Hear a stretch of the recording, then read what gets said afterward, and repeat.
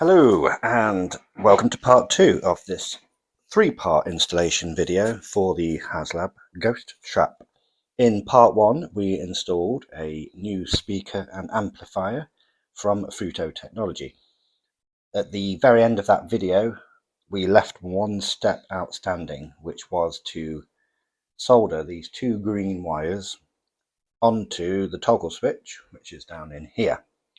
The reason being is because this part 2, we are going to be fitting a replacement toggle switch. A new one, again from Fruto Technology, with a more realistic screen accurate flat toggle switch and a new brighter LED. So that's what we're going to be fitting, and these two wires get soldered onto the bottom of here. So that's one reason I left it out.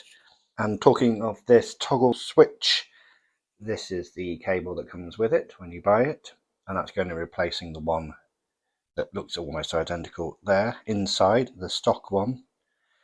Now it's worth noting, and also the reason why I have a bit of an overhang of this, is that I wanted this to be a dedicated video to installing this under the assumption that you have not bought and installed this amplifier. If you haven't, then you do not need to do the first step when I come to it, which is soldering these wires on that.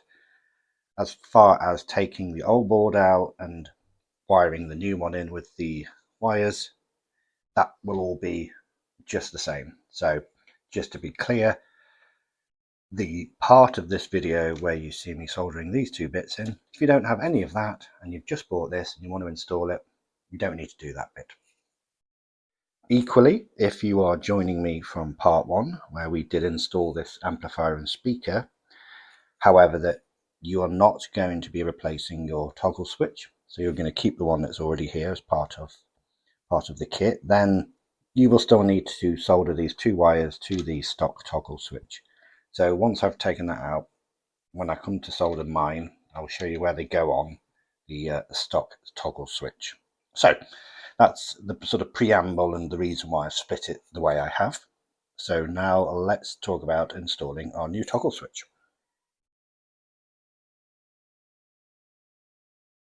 If we take a little zoom in down here,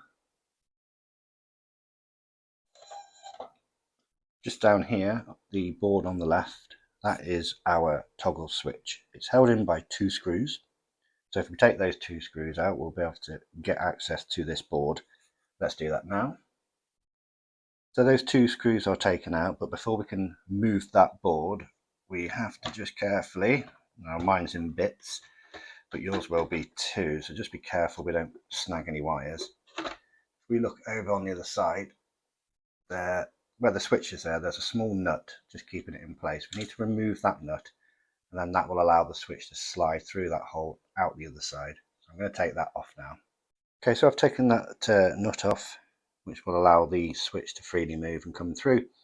The LED, that little red part of it, the cover, that's attached, so that will come through the hole as well.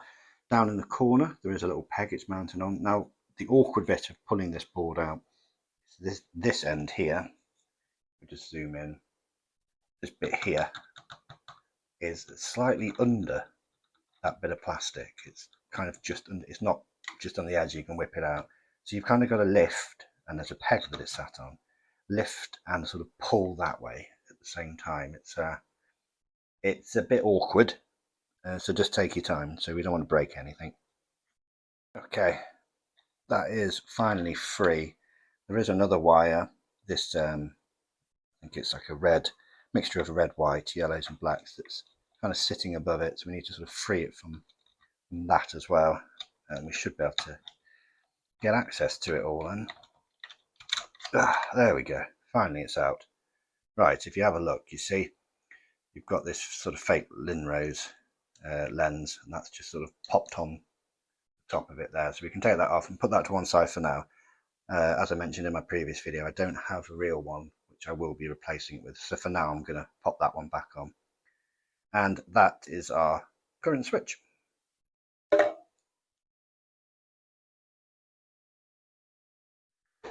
Right, this is where people from part 1 this is for you. So if you have installed the Futo Technology amp and speaker and you're now waiting to finish that off, we have these two wires here, which are our toggle wires, and where you need to solder them on, if we have a look at the stock Haslab board.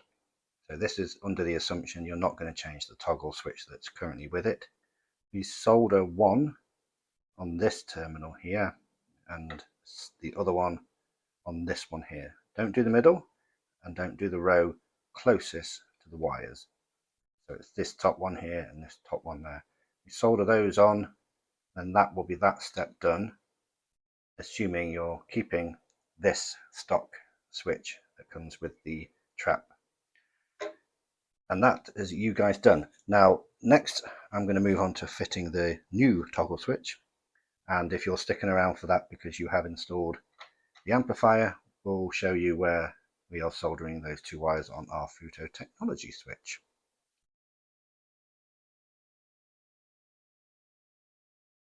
Okay, so back to installing our new switch. We have these four wires, and they are plugged in into the board that's still down here.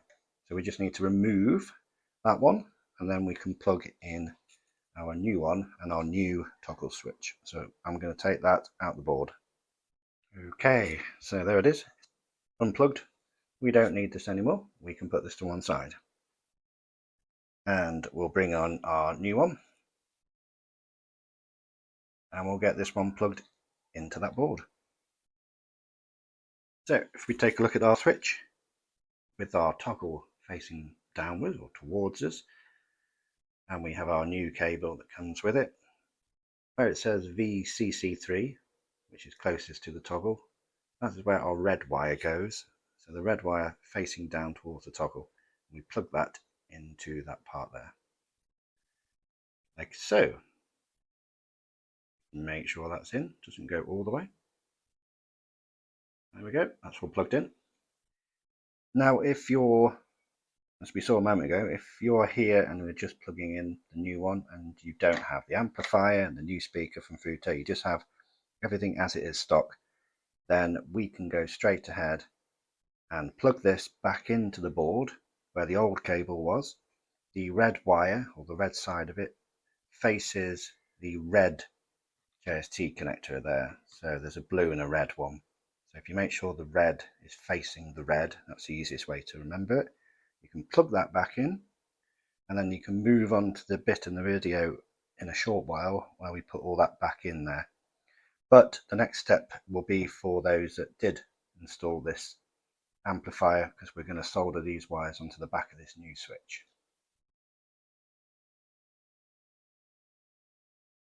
When you buy the amplifier and speaker from Futo, it comes with one of these, which is a little resistor. And what this is for is to prevent any loss of the rumble function on the switch. So if we have a look under here, what we are going to do, we have these three prongs here that represent the toggle. So the end one and the other end one are what we're going to solder these two green wires onto, not the one in the middle, just those two there. Now for the resistor to be fitted, we can obviously snip this to size, but we are going to solder one end of these wires onto one end of the resistor, and then the other part of that resistor to this furthermost prong here, and then the other one just as it is. So I'm going to do that off camera, get that soldering done, and you can see what the finished product looks like when I've done that. Okay, I've done all that soldering, so we just have a close look at this. We can see we've soldered the resistor to one end of these toggle wires and then soldered that to this end prong, and then we've put the other one just directly onto it. I just put a little bit of heat shrink there just because I like to. So that's all soldered on, and that is all the wiring finished, and it just remains for me to plug this into our original PCB board down there. So I'm going to get that plugged in, then I'm going to fit this in, and then we can test it all. So that's plugged back into the board. with that red wire facing the other red plug next to it. That's a way to remember it. The Futo one does come with its own circular or round screw, which I am going to reuse. If you prefer the hex-shaped one that we took off the stock, then feel free to put that one back on instead. I do believe it will fit, but I'm going to put that in, screw it all back in, and then I think we're ready to test all of this out. Oh, of course, just one thing to mention is don't forget to put your little lens back over the top if I get it the right way. It's a little looser actually on this one, so I might pop it back in its hole first and put that in after. Okay, so that is screwed in. Just be careful when you put it in because you can easily trap some of the wires that are in there, the blue ones in particular. So just make sure you haven't got any of those caught underneath anything, because you could sever those and cause yourself all sorts of problems. And not to labour the point, but if you've come to this video just to see how the switch is installed, then you can now close your trap back up and test it, see if it's working. It's not particularly easy to test without putting it back together because of how that gets its power here from the trap part. But if you did install the amplifier and the new speaker, then we've got one last bit of tidying up to do. I think my plan is to have that tucked into this this big opening here, and it should all close up. Just need to make sure nothing gets snagged by this section here. I'm hoping there's enough room. I think I might have a quick play with that off camera, just to make sure it all fits, and then I can advise you that that's the right thing to do. I had a mess around, and now I don't think I can get it to go in this, which would be ideal. I've been intrigued to see what others have done, but this part here with the rumble motor and all the power and whatnot takes up quite a bit of space. If I could have it behind, then I would, but none of this will reach. I'm not even, yeah, this bit's really short. So I think the best place for it is on its side here. I don't want those metal screws to be touching any of the terminal parts of this board. I reckon I could probably get that hot glued in there, and it should then be able to close up without causing any problems. I think there's just enough room if you get it right, because you've got these wheel arches here, so that's kind of your gauge. If you can get them below that, it should go on. So I'm going to have another look and a mess around, and then I'll be able to confirm what I think works best. Right, found the best way. So if we have it, and you'll obviously have to bring these parts closer together, but if we have it so it's that way orientated, so that jumper switch facing upwards, the underneath of the board facing towards the speaker, we can actually hot glue that in that crevice just there, and there is plenty of space for that to close up without causing any problems, and it'll stay quite nicely in there, and it's away from any of these metal areas that might cause a short. So I'm going to get that hot glued in place, and then we can get this closed up. Wonderful, so that's hot glued in place, it's all nice and safe.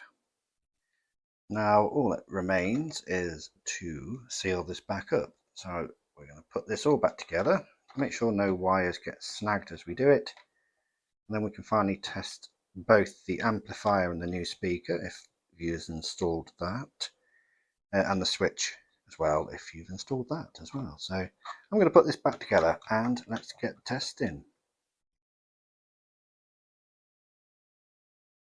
Okay, that's all the screws back in. I'm not going to put the plugs back in just yet, just in case something doesn't work and I have to open it all up again. But that's all gone on nicely. It's all flush. Excellent. We have our new switch here, but we do need to put on our screw. So let's do that now. Have I got that the right? Oh, I got that the right way. Nope, it goes that way. Slightly beveled. Oh, on you go. Right. Get that screwed on.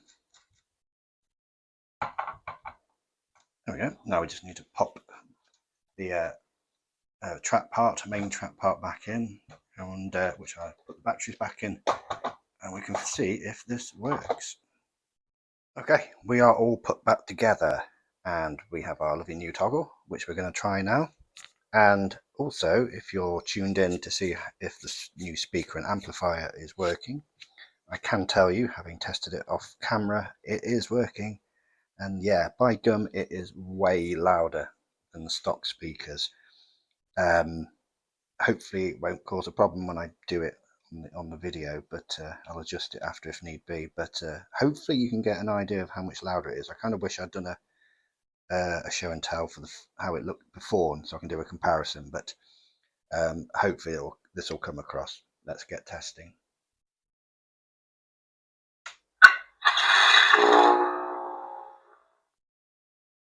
I think it's at full volume, so you know we can always turn it down, but let's do it at full volume.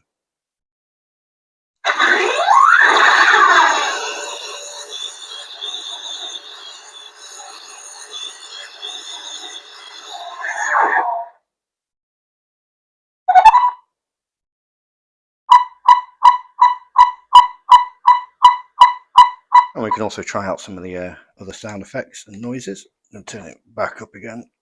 Let's see how loud some of those are.